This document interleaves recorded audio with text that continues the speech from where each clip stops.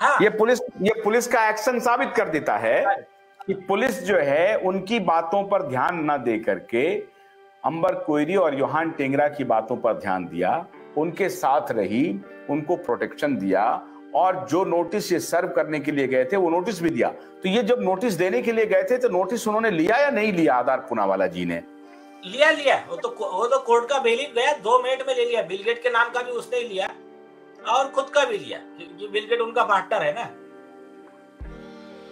तो वो नोटिस ले लिया। अब आपने कोर्ट में ये कहा कि पुलिस ने स्वयं ये साबित कर दिया है कि इनका जो कंप्लेन है वो फ्रिवलस है, तो कोर्ट का रुख क्या था? नहीं, कोर्ट तो अभी देखिए, कोर्ट पेशेंटली पूरा सुन रहा है और हफ्ता भर से रोज 1.5-2 घंटा आर्गुमेंट चल रहा है। तो वो अभी कल भी चला। अभी कोर्ट ने कहा कि अब मंडे से स्टार्ट करेंगे हम लोग, क्योंकि अभी और 2 दिन अभी यह है, बिजी शेड्यूल है कोर्ट का। प्ली क्या है अभी? उनका प्ली क्या है? आधार पूनावाला का कोर्ट में प्ली क्या है? कोर्ट में उनका प्ली ऐसा है कि वही इनके सारे अकाउंट डिलीट कर दो, इनको ये बोलने से रोक लगा दो कि ये मास मर्डरर है, और इसके बाद में इनको बोलो कि आप माफीनामा पब्लिश करें कि हमने जो भी बोला था सब झूठ था।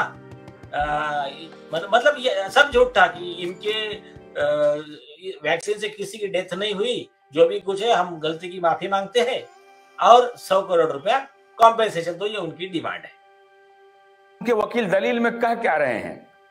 उनके वकील तो कह रहे हैं कि हम तो मतलब लोगों को बचाने वाले हैं, हमारे पर मास मर्डर का आरोप करना बहुत गलत बात है। तो उन्होंने कहा कि हमने 40 लाख लोगों को बचाया है। 40 लाख लोगों को बचाने का आंकड़ा उन्होंने दे दिया। हाँ तो 40 लाख का डेटा उनको फिर वो प्रोटेक्ट करना पड़ेगा, बताना पड़ेगा 40 लाख लोगों को बचाया है।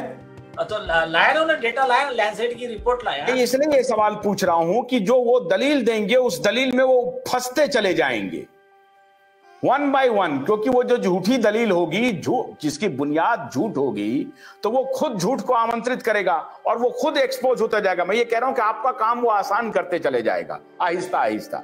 अभी उन्होंने कहा कि हमने 40 लाख लोगों को का जान बचाया, तो आप मांगेंगे कि भाई 40 लाख लोग कहां हैं बताइए, तो वो बोलेगा कि हमारा 40 लाख डोज डिस्ट्रीब्यूट हुआ है इस आधार पर, चूंकि ये 40 लाख लोगों ने लिया है और 40 लाख लोगों को कुछ नहीं हुआ। अरे राम लिया, मोहन लिया, जद्दू लिया, 40 लाख लोग लिया कौन? तो डेटा देना पड़ेगा ना। नहीं वैसा नहीं है। सुनिए, आपको बता रहा हूँ उस केस का जो क्या हुआ। उन्होंने डेटा क्या दिया पता है क्या? उन्होंने दिया, ये देखो, बोले एक लैंसेट में एक पेपर पब्लिश हुआ है जिसमें लिखा है कि इस इंडिया के वैक्सीनेशन प्रोग्राम से 40 लाख लोगों की जानें बची। वो मैथमेटिकल कैलकुलेशन है।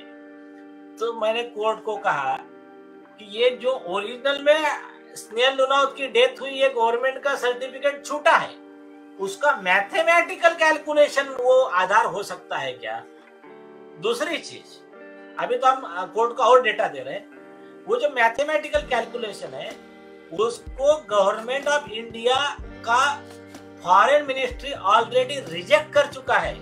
गवर्नमेंट ऑफ इंडिया ने कहा, बस यही मैं आपको कहना चाह रहा था कि जो मैथमेटिकल कैलकुलेशन जो आप अभी कहना चाहेंगे, मुझे लगता है कि आप वही कहेंगे कि मैथमेटिकल मॉड्यूल को ही साइट करते हुए WHO ने कहा था कि 50 लाख लोग मरे हैं, तो गवर्नमेंट ऑफ इंडिया ने कहा कि भाई वो मैथमेटिकल मॉड्यूल ठीक नहीं है, तुम्हारा 5 लाख लोग मरे हैं। ठीक है, अब इसका मतलब क्या है कि मैथमेटिकल मॉड्यूल के ऊपर सवाल है, मरे बच्चे ये सवाल है ही नहीं। सवाल है कि मैथमेटिकल मॉड्यूल इनकरेक्ट है।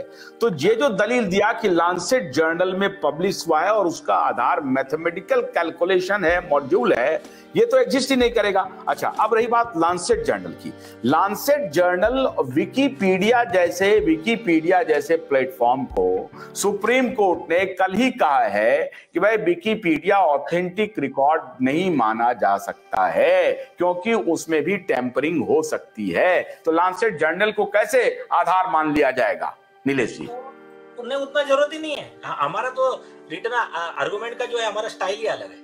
मतलब हमारा आर्गुमेंट का जो लाइन ऑफ एक्शन है, हम क्या बता रहे हैं कोर्ट को कि जो इन्होंने पेपर पब्लिश किया है, वो पेपर को फंडिंग दिया है bill and Melinda Gates foundation ने। उसने लिखा है, उसमें वो पेपर में लिखा है sponsored by bill and Melinda Gates foundation. तो अभी हमारा कोर्ट के सामने यही आर्गुमेंट है कि कल चल के मैं एक रिपोर्ट दूं कि क्यों वायु ने ये पेपर पब्लिश किया है कि नीलेश ओझा के आर्गुमेंट की वजह से देश की अदालतों का लाख करोड़ का फायदा हुआ। मैथमेटिकल कैलकुलेशन, क्या वैल्यू है उसकी? तो पहली चीज तो कॉन्फ्लिक्ट ऑफ इंटरेस्ट है, क्योंकि क्यों वायु पे मैं रेगुलर आता हूँ, मेरे जान पहचान जो भी है, यहाँ तो एक्स्ट्रा इन्होंने तो, और उसपे अगर लिखा है क्यों वायु ने ये program sponsored by advocate Nilesh Ojha, तो उसकी क्या वैल्यू रह जाएगी? उसकी तो जीरो हो जाएगी। दूसरी चीज पेश किया ये दलील, आपने कोर्ट को थोड़ा सा तो पता है, अभी मंडे को पूरा डिटेल है, ये जो पूरा है ना मंडे को है, और उसके ऊपर सुप्रीम कोर्ट के 50 जजमेंट है, हम सिर्फ 3 दे रहे हैं कि जिसमें जरा भी कॉन्फ्लिक्ट ऑफ इंटरेस्ट है वो डॉक्यूमेंट, उसमें तो ये कहा सुप्रीम कोर्ट ने, वो बाहर का तो छोड़ दो, उसको तो वैल्यू नहीं है। अगर इस देश का चीफ मिनिस्टर से लेके चीफ जस्टिस ऑफ इंडिया भी कोई ऑर्डर करेगा और उसका कोई कॉन्फ्लिक्ट ऑफ इंटरेस्ट है, वो null and void legally inadmissible रहेगा, विशिएट हो जाएगा, उसकी कोई वैल्यू नहीं रहेगी। तो ये लॉ है। तो वो क्या है, ये आर्गुमेंट कहाँ चल सकता है?